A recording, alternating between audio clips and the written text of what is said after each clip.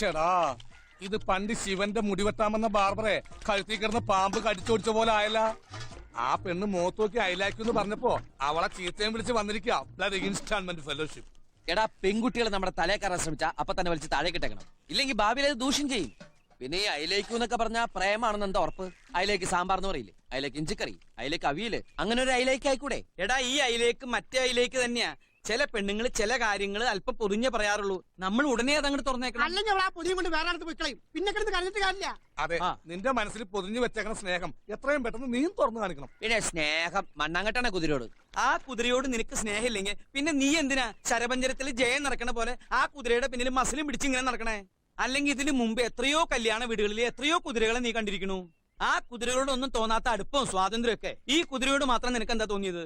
ഇനി ഞാനൊരു സത്യം പറയട്ടെ, കഴിഞ്ഞ ജന്മത്തിൽ നിങ്ങൾ ഭാര്യയും ഭർത്താവുമായിരുന്നു. നിങ്ങൾക്ക് 5 കുട്ടികളുണ്ട്. അത് തനിക്കെങ്ങനെ അറിയാം?